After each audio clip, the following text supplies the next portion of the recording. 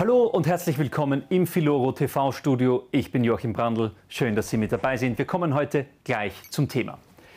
Es gibt schlechte Nachrichten für Kundinnen und Kunden aus Deutschland, die in Silbermünzen investieren. Am Wochenende wurde bekannt, dass das deutsche Bundesministerium der Finanzen plant, die Differenzbesteuerung beim Kauf von Silbermünzen aus dem EU-Ausland aufzuheben. Das bedeutet, dass Silbermünzen sich erheblich verteuern könnten.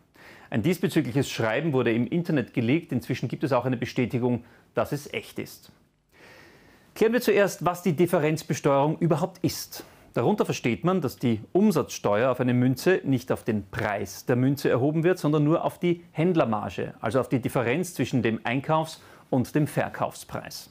Bei einer Münze, die theoretisch um 100 € eingekauft und um 120 € wieder verkauft wird, liegt die Händlermarge also bei 20 € und nur auf diese 20 € wird Umsatzsteuer erhoben. Und diese Regel soll jetzt eben wegfallen. Die Münzen sollen dann mit dem ganz normalen Umsatzsteuersatz von 19% besteuert werden. Weil schon bisher trotz der Differenzbesteuerung eine Umsatzsteuer von 8% fällig war, könnten sich die Münzen also schlagartig um 11% verteuern. Das betrifft vor allem klassische Anlegermünzen, wie den Krügerrand, das australische Känguru oder die kanadische Maple Leaf Silbermünzen. Eine Ausnahme soll es auch geben. Die Differenzbesteuerung soll weiterhin für Sammlermünzen gelten. Damit gemeint sind Münzen, deren Wert mehr als 250% über dem Materialpreis liegt. Sie sollen auch in Zukunft mit dem günstigeren Steuersatz verkauft werden. Krügerrand, Känguru und Maple Leaf werden von dieser Ausnahme eben nicht betroffen sein. Weil sie in hoher Stückzahl hergestellt werden, fallen geringere Aufschläge an. Sie werden das 250%-Kriterium nicht erfüllen und sich eben verteuern. Was heißt das jetzt für Sie als Kundinnen und Kunden? Einerseits noch gar nichts. Die Regelung ist geplant und bestätigt. Bis heute, 3. Oktober, 12 Uhr, wurde sie aber noch nicht auf der Website des Ministeriums veröffentlicht. Bis jetzt ist auch noch nicht bekannt, ob sie sofort oder zu einem späteren Zeitpunkt in Kraft treten soll. Andererseits ergeben sich drei mögliche Konsequenzen.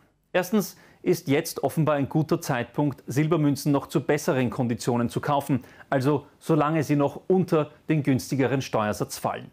Zweitens könnten Silberbarren interessanter werden. Barren werden ja in der Regel günstiger produziert als Münzen. Wenn jetzt der steuerliche Vorteil der Münzen wegfällt, steigen die Barren im Vergleich natürlich attraktiver aus. Und drittens könnte es sich auch lohnen, über den umsatzsteuerfreien Kauf und die Lagerung in einem Zollfreilager nachzudenken. Übrigens, ob andere Länder dem Beispiel Deutschlands folgen und ähnliche Pläne haben, lässt sich derzeit noch nicht abschätzen. Sollte es weitere Entwicklungen geben, halten wir Sie natürlich auf dem Laufenden. Das war's für heute. Wie immer freuen wir uns über Ihre Kommentare und noch mehr über Ihre Likes. Und sollten Sie Fragen zum Thema Gold und Edelmetalle haben, schicken Sie uns einfach ein Mail an tvstudio@filoro.com.